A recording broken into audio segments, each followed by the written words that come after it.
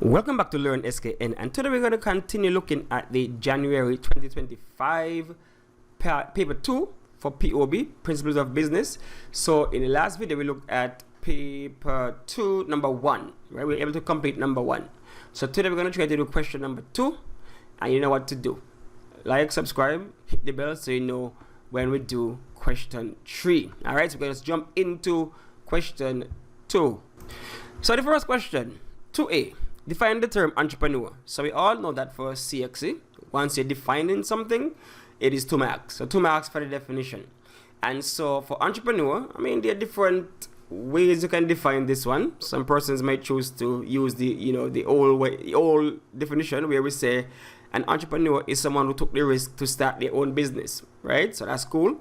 And then you can define it as an entrepreneur is a person who took the calculated risk to bring all the factors of production together to create something, to create a good or a service, right? So that's basically the definition of an entrepreneur, the person who brought all the factors of production, land, labor, capital, and they use the entrepreneurial skill to form a productive unit. Or simply put, it is someone who took the risk, calculated risk, to start their own business, right? So entrepreneur. Now, number 2, state 2 characteristics of a typical entrepreneur. So here we have a list of some of the main characteristics of an entrepreneur. And so, of course, as an entrepreneur, you must be creative, innovative, flexible.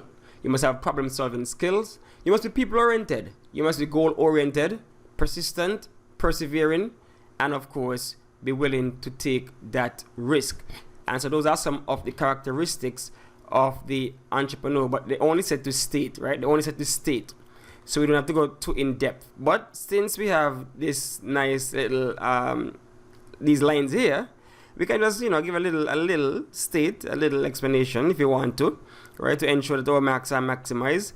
So creative, they must be able to flexible, they must be able to bend when they have to bend, go with the times. They must be able to solve problems that might come up in the business. They must be able to communicate well and be people-centered. They must be the type that are driven by their goals, and they must be the one that are persistent in that if adversity knocks them, they get back up, they don't stay down. And of course, they must be willing to take that financial and calculated risk to start their own business, right? But they just ask you to list, and it's just 2 marks, so you do what you need to get those 2 marks. All right, the next question. Describe each of the following functions of an entrepreneur in a business. So each of the following functions of an entrepreneur in a business. So the first one is conceptualizing. And so that's one of the first steps in formulating a business, conceptualizing. And that simply means you, as an entrepreneur, you sit there and you come up with the idea for your business. Literally the concept of your business. You think about it and you come up with the idea of what the business is supposed to be. So conceptualization based on our textbook for POB. This involves developing the business idea or concept. When you have a business idea, it is essential to ask questions like who is the business idea aimed at and how will it be delivered to the customers? Is it feasible and will it generate an income? That's the whole idea of conceptualization, where you come up with your idea for your business. So that would be a brief description right there of conceptualizing. And of course, risk bearing. Remember, we said that in our definition for entrepreneurship, an entrepreneur, it's someone who actually takes that financial risk to start their own business. And so in this case, the entrepreneur is the one who is going to take on the burden, right? The function, you are an entrepreneur, you're going to take on the burden to go and get the funding to start your own business. So even if the business fails, that is on your back also. And so you are the one who's going to bear any fallout from losing the funds that you needed to start the business. But it's a risk. So where there's risk, there's also reward. Meaning that you also, even though you bear the risk, you're going to bear the reward if it is successful. And then of course, they're asking us to describe accessing resources. And so as a function, remember I said that part of the definition for entrepreneurship, an entrepreneur could be the person that brings all the factors of production together to create a productive unit. And so you'd realize that this one speaks to that, where they say accessing resources. So now, as a function of an entrepreneur, you are that fourth factor of production that brings the other three together: the land, the labor, and the capital. So you are the one who has to tap into all those factors of production. So accessing resources, right? As an entrepreneur, you have to now go out and be the one to pull all of those things together, those factors of production together. And so that's part of accessing resources. So you have to go and get the finance together, get the labor together, get the land together. That is your function as an entrepreneur. You must gather all those resources to form that productive unit. So in our textbook we have here identification of resources. So starting and running a business needs resources. You must identify the resources you will need to include. We're looking at now materials, machinery, capital, equipment. So that's all as is capital, right? And then of course the premises, that's land, and people, that is labor with the right skill and expertise. You'll also need the financial resource to buy or hire these resources. So that's your function right there as an entrepreneur. All right, the next question. Outline 2 roles of entrepreneurship in the development of Caribbean economies. Right, so what are 2 roles entrepreneurship plays in the development of Caribbean economies? Of course, the first one would be job creation. Right, the entrepreneur, you're starting a business, and so you're able to hire persons in that job, and so you're able to create jobs within the country that you are originating from. And so one of the economic roles, one of the roles to develop the economy is job creation, where when you create a business, when you formulate a business, you are able to create employment within these Caribbean economies. So that's one of the roles entrepreneurship plays in the development of Caribbean economies. And of course, like I said, we are, as an entrepreneur, you're starting a business. So not only are you helping in terms of job creation and employment, but you're also providing variety, right, in the service and good that you're offering.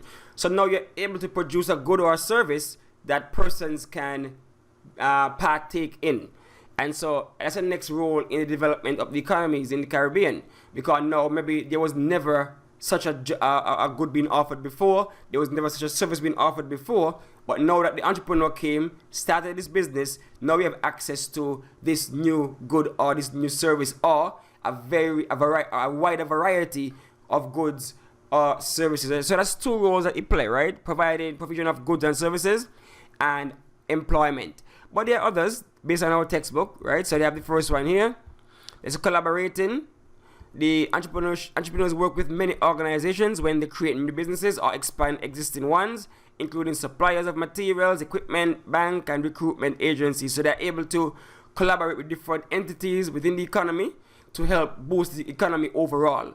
Because I know that you're an entrepreneur now, your very existence is helping other agencies, other organizations within the economy, such as now that you start the business, now you're going to help the banks in terms of now you have a bank account and you're able to help them gain some more income, things like that.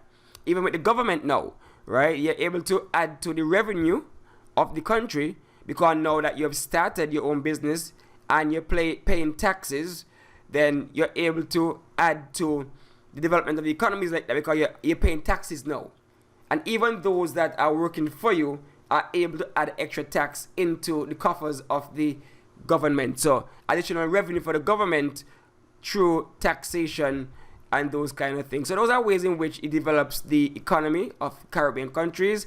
There are others that we can add to, but at least I gave you 4 and they only asked for 2.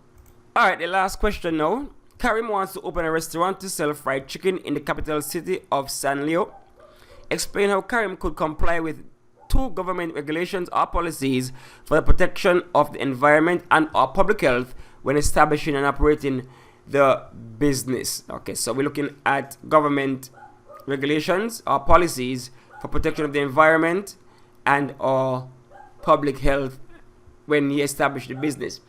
And so government, they have a lot of rules and regulations that help to govern the way in which business is conducted. Like for example, for one, zoning. The government might not want to put that business in an area that can impact the environment negatively, right? Because you imagine in a fried chicken business and you have your old oil and stuff like that, and you might want to just throw your oil in the river, in the ocean, seep it into the soil, that kind of thing. So environmental regulations would be, of course, the pollution and the dumping of refuse, of garbage. So those are some rules that the government would put in place, that you just can't dump certain things certain places. And so Karim would have to comply with that in terms of protecting the environment, right? No illegal dumping of the oil or whatever might have come from their business. And of course, for health, I mean, it's a food joint, right? It's a food entity, a restaurant. And so therefore, there are many rules across different countries that governs the fact that anybody who is working in the food sector must have a food handler's permit. You must have a permit to, sell food.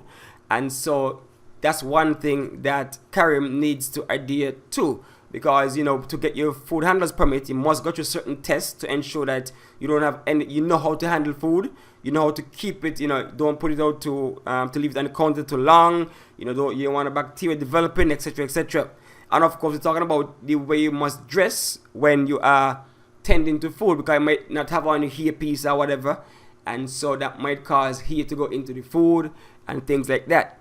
So you can see how, as a restaurant, you must be able to comply. You get your license, you get your handler's permit, you adhere to whatever rules that say you cannot dump your food, your refuse somewhere, right? So these are things that they can do to adhere to the government regulation in terms of environment and health. Because health, we're talking about food, and so maybe sometimes you might have to have proper labeling or proper information must be given in terms of what's in the dishes and that kind of stuff, what's on the menu, so nobody can have allergic reaction to anything. So you can see how Karim could comply with the government regulations in terms of environment, the pollution, and in terms of, let's say, the smoke and all that's pollution, all that comes under pollution.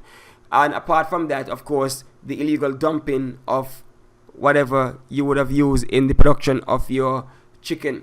In terms of health, we're talking about must have your license, must have your handler's permit, because that would ensure that you dress yourself properly, that would ensure that you treat the food in a way that would not cause bacterial growth and cause person to get sick, that would ensure that the environment, the setting that you're in is such that it is conducive for food consumption. Right? You don't want any dirty restaurant, anything like that, because health food should come and shut you down. You don't want any grease traps being, clogged with any grease. You don't want any rat and cockroachy and all kind of thing in that area. So of course you have to adhere to whatever health rules are in place for the benefit of your customers, so they don't get sick and that kind of thing, right? So those are some ways in which you must comply. And just to add some more into this, we're looking at, there's some legal and ethical issues that might come up in businesses. And so, as I said before, we're looking at health and environment. So we're looking at the license and permits. You need your permit to sell alcohol. You need a permit to actually handle food handler's permit. Improper disposal of waste, right? Government can charge you fines for breaching laws. Businesses can be closed if citizens are at risk for improper disposal of waste. We're looking at environmental pollution. Government can charge fines for breaching environmental laws and those kind of things. All right, so that's basically it for that question. That's these 6 marks. It's 3 marks each. So you outline the different regulations or policies, the pollution for environment, the permits and license for health, those kind of things, and you go to town and you explain them and you get your 6 marks. All right, so that is it for this question. You know what to do. Like, subscribe, hit the bell so you know when we drop the answers for question number 3, and we'll just keep matching steadily forward until we complete the January 2025 CSEC POB paper